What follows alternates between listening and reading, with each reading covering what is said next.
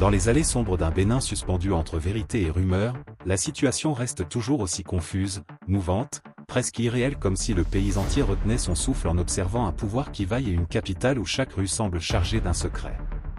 Depuis l'aube de cette crise, les informations se succèdent, se contredisent, se renforcent et tout converge toujours vers un même point. Le palais présidentiel de Cotonou serait encore sous le contrôle du lieutenant-colonel Pascal Tigri et de ses hommes. Une unité déterminée, disciplinée et visiblement prête à tenir ses positions aussi longtemps que nécessaire.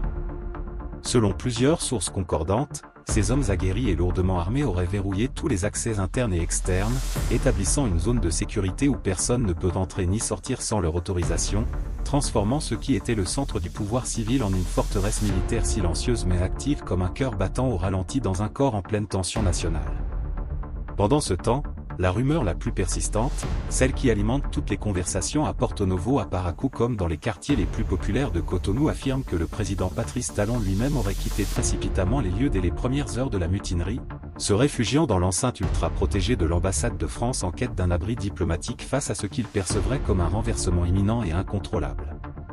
Cette fuite présumée, si elle se confirme, symboliserait plus qu'une simple manœuvre de prudence.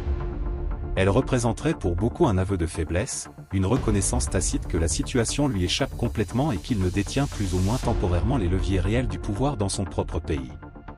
Béné, les militaires du CMR sont en train de sécuriser toute la zone en neutralisant certains éléments récalcitrants fidèles au régime, contrairement aux tentatives des informations activées sur les réseaux sociaux par les trolls du régime et pro-France. Le coup d'État n'a pas été déjoué. Les échanges de tirs se poursuivent et Talon n'est plus président. Certains commencent déjà à quitter le navire.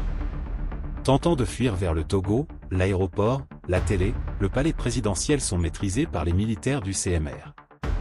Nous attendons l'évolution des choses pays.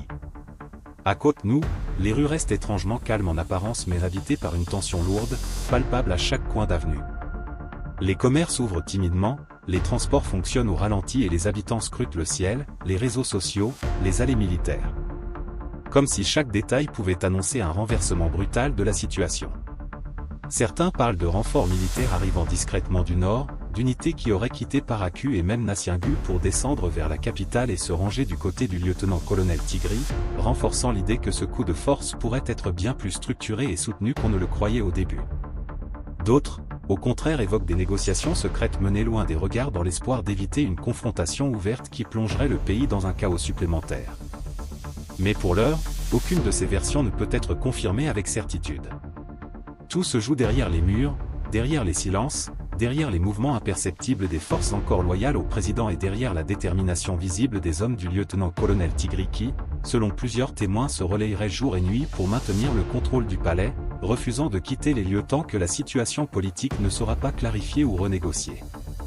Pendant ce temps, à l'intérieur de l'ambassade de France, on imagine un président Talon fébrile surveillant l'évolution des événements, scrutant chaque message, chaque information qui lui parvient, conscient que son retour au palais, si tant est qu'il soit encore possible, devra être soigneusement préparé et assuré par des forces capables de percer le verrou imposé par les insurgés. Mais l'incertitude demeure totale. Aucune image officielle, aucune déclaration directe, aucun communiqué ne vient confirmer ou démentir sa présence effective dans l'ambassade, laissant la population dans une zone grise où tout paraît plausible. Et c'est dans cette confusion totale que les diplomates étrangers multiplient les réunions d'urgence, que les chancelleries discutent de scénarios de sortie de crise et que le monde observe presque en temps réel l'un des épisodes politiques les plus déroutants de l'histoire récente du Bénin. Car au-delà de la simple prise de contrôle d'un palais, c'est tout l'équilibre institutionnel qui semble suspendu comme si le pays marchait au bord d'un précipice dont personne ne peut prédire la profondeur. Les heures qui viennent pourraient tout confirmer, tout démentir, tout basculer. Et dans ce flou épais, une seule certitude s'impose. Le Bénin vit un moment d'une extrême fragilité où chaque geste, chaque parole, chaque décision pourrait devenir le déclencheur d'un apaisement soudain ou d'une explosion politique incontrôlable. Les regards restent tournés vers Cotonou, vers le palais silencieux aux mains des hommes de Tigri, vers l'ambassade de France où le président serait retranché et vers l'histoire qui s'écrit en direct dans une atmosphère aussi électrique que mystérieuse.